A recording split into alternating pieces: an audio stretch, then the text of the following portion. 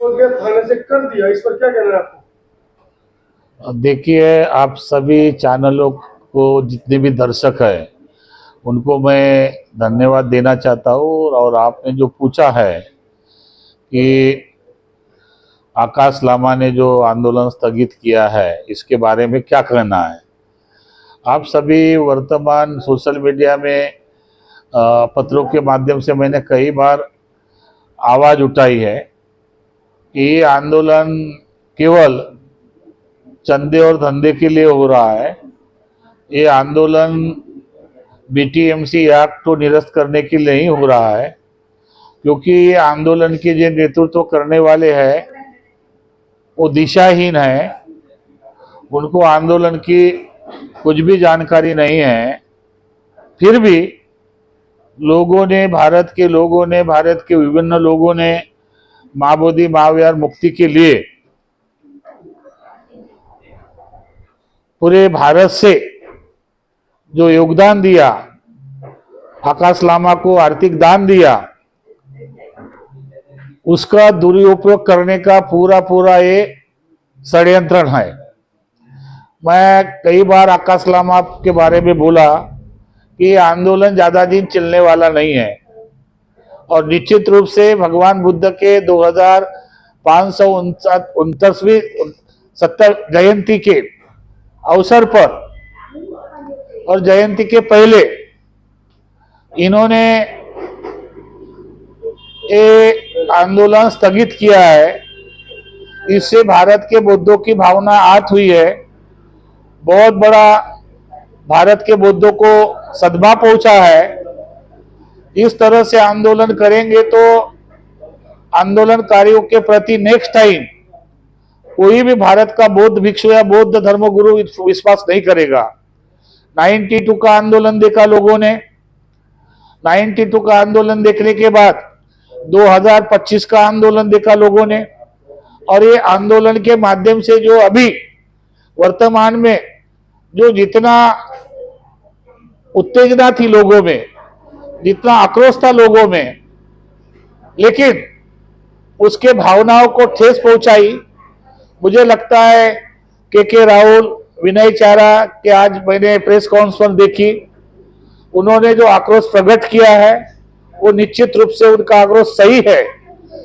चाहे उस आंदोलन में कई वरिष्ठ भिक्षु सपोर्ट के लिए आए, कई भिक्षु ने उनको कहा कि यह आंदोलन भिक्षु संघ के माध्यम से होना चाहिए था, कई लोगों ने बोला कि भिक्षु संघ का नेतृत्व होना चाहिए था, लेकिन आकाश लामा की हठधर्मी, आकाश लामा का ईगो, आकाश लामा का स्वार्थ और उनके साथ में कुछ जन लोग, जिसमें चंद्रबोधी पाटिल है, भारतीय बौद्ध महासभा, समता सैनिक दल के लोग मिलकर इस आंदोलन को लोगों में दिशा देना चाहते थे, लोगों को गुमराह करना चाहते थे।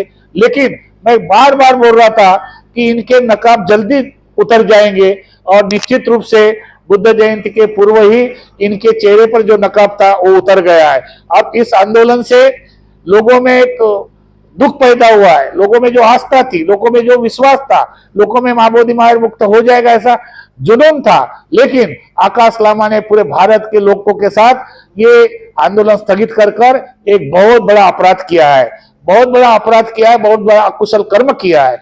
मैं कई बार कई लोगों ने बोला कि बनते आकाश लामा को विरोध में, आंदोलन के विरोध में, मैं कभी आंदोलन के विरोध में नहीं रहा। जो महाराष्ट्र में लोग चिल्ला रहे थे, पूरे भारत में लोग चिल्ला रहे थे कि हर्षबोधी भंते जी आंदोलन को विरोध कर रहा है, मैं उन्हीं लोगों को अभी बताना चाहता हूं, मैं उन्हीं लोगों से निवेदन करना चाहता हूं, मैं उन्हीं लोगों से पूछना चाहता हूं, क्या मैं जो उस वक्त बोल रहा था तो गलत था? कितनी मैंने गालियां खाई, कितने मैंने अपमान झेला, कितने मेरे विरोध में लोगों ने प्रचार किया, फिर भी मैं सत्य के पक्ष में हूं, अभी भी वक्त गया नहीं। आंदोलन कम नहीं होगा, आंदोलन को कम नहीं किया जाएगा, लेकिन जिन जिन लोगों ने बड़े आंदोलन को मुक्ति के लिए जो सहयोग दिया, उनकी भावना को हाथ पहुंचे। मुझे भोपाल से फोन आए, मुझे छत्तीसगढ़ से फोन आए, मुझे भारत के विभिन्न राज्यों से फोन आके फोन पर पूछा गया कि बनते जी क्या आंदोलन स्थगित हुआ? दो तरह का वातावरण निर्माण हुआ है, सोशल मीडिया पर दो तरह का वातावरण निर्माण है।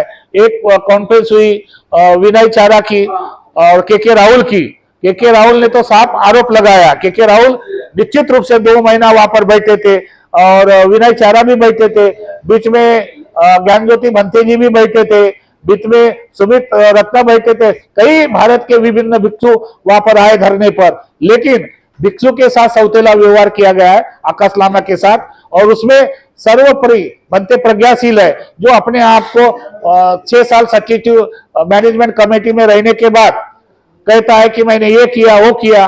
अरे भाई, जब आपने किया तो आपको जल्दी से जल्दी निकाला क्यों गया है? इसीलिए मैं ये चाहता हूं कि आप बुद्ध जयंती के अवसर पर जितने भी भारत के बौद्ध है, आप बुद्ध जयंती पर आइए, शांति के साथ बुद्ध जयंती मनाइए।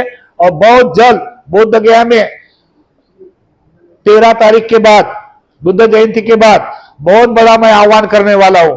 भारत के विभिन्न राज्य से, भारत के विभिन्न राज्य के जितने भी बौद्ध है, जितने भी संगठन है, महाराष्ट्र के जितने भी बुद्ध विहार के अध्यक्ष है, बौद्ध संगठन है, वकील है, लायर्स है, अधिवक्ता है, शिक्षक है, इन सब की एक व्यापक बैठक बुद्ध गया में बुलाने वाला हूं। और महाबोधि महाविहार को किस तरह से मुक्त किया जाए, इस पर गंभीर चर्चा, चिंतन मनन करने का हम लोग प्रयास करेंगे। मैं आदरणीय जितने भी भिक्षु प्रोटेस्ट में साथ दिया, भूखे प्यासे रहे, उनकी भावनाओं को उन्होंने आठ किया है। निश्चित रूप से मैं चाहता हूं कि ये बहुत बड़ी दुखद घटना है। आकाश लामा ने इस तरह का स्वयं निर्णय लेना ये उचित नहीं है।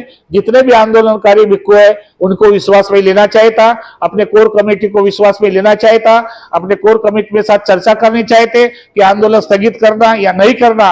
ये मीटिंग होने के बाद जाना चाहता, लेकिन मुझे जानकारी मिली आपके चैनल के माध्यम से कि रात को पुलिस स्टेशन में बुलाया गया और पुलिस स्टेशन के जो कर्मचारी है उनके साथ चर्चा वार्तालाप करते इन्होंने आंदोलन स्थगित किया है।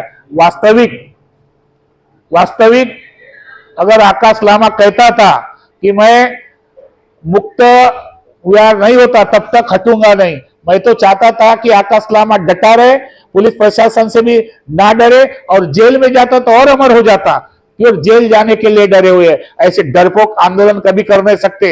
ऐसे लोग समाज को गुमराह कर सकते हैं। समाज का केवल चंदा और धंधा काम किया है। अगर उसको लगता है कि मुझे पुलिस प्रशासन अंदर लेके जाएगा तो खुशी से जेल जाते। हम भी 13 दिन जेल में गए, लेकिन आकाश लामा ने और उनके कुछ साथियों ने आपस में मिलकर ये आंदोलन को कमजोर करने का प्रयास किया है।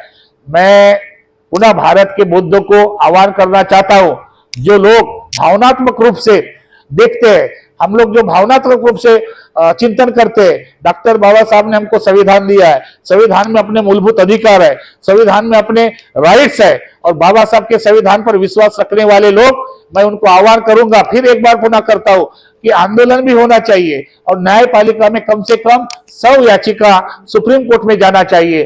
100 याचिका जाने से अलग से सुप्रीम कोर्ट बेंच बिठाकर वो आंदोलन के कार्यों को और पिटीशनकारियों को संज्ञान में लेगा। अंत में मैं इतना ही कहूंगा कि मुझे भी बहुत बड़ा दुख है। वो 3 दिन की जयंती है और प्रतिवर्ष होती है, और ये जयंती मुझे लगता है 34वीं जयंती है जो मना रहे कालचक्र मैदान में। हम लोग भी आंदोलनकारी थे, हम लोग भी आंदोलन कर रहे थे, लेकिन यहाँ के लोग बोल रहे थे कि बुद्ध की जयंती है, बुद्ध ने शांति का संदेश दिया है, उस दिन आंदोलन नहीं होना चाहिए। तो हमने उस दिन आंदोलन बंद करके बुद्ध की शांति के साथ जयंती मनाने का संकल्प लिया, और लगातार 34 साल हो गए शांतता के साथ बुद्ध गया में जयंती बनती है, और भारत के लोगों को एक मैसेज देते हैं कि बुद्ध ने एक मानव दूसरे मानवता के साथ मानवता जैसा बर्ताव करे, ऐसा उन्होंने संदेश दिया है। मैं अभी वर्तमान में फिर एक बार बुद्ध जयंती के अवसर पर महाराष्ट्र के, भारत के विभिन्न राज्य के लोगों को आह्वान करता हूं कि आप बुद्ध जयंती मनाई आइए। यहाँ पर किसी भी तरह का भय नहीं है, या किसी भी तरह का डर नहीं है, यहाँ पर किसी भी तरह का कोई प्रॉब्लम नहीं है। बिहार के लोग बहुत शांतिपूर्ण लोग हैं, प्रेम देना चाहते हैं, प्रेम बांटना चाहते हैं, आपस में भाईचारा के साथ रहना चाहते हैं। और मैं बुद्ध गया महाराष्ट्र का हूं, लेकिन अभी बिहार का होने के नाते मैं यहाँ के लोगों को देखता हूँ, यहाँ ब्राह्मण है, सभी धर्म के लोग हैं, लेकिन डेली प्रतिदिन बुद्ध विहार में वंदना के लिए जाते। वो नहीं देखते कि ये धर्म किसका है, बुद्ध के विचार चाहते, बुद्ध का शांति का संदेश चाहते, और उसी विचारों से अपना डेवलपमेंट करना चाहते। मैं जो लोग आंदोलन में बैठे थे, निश्चित रूप से के राहुल है, विनय चारा जैसे तरुण भिक्षु है, उनको दुख हुआ है, लेकिन मैं उनको भी सजेशन देना चाहूंगा कि प्रशासन के जो आदेश है उस आदेश का हम लोग पालन करेंगे और निश्चित रूप से बुद्ध जयंती के बाद एक व्यापक बैठक बुलाकर मां बोधि महाविहार को न्यायिक पालिका के माध्यम से, आंदोलन के माध्यम से, राजकीय व्यवस्था के माध्यम से किस तरह से बुद्ध विहार बुद्धों को मिलना चाहिए, इसलिए हम लोग चर्चा करेंगे।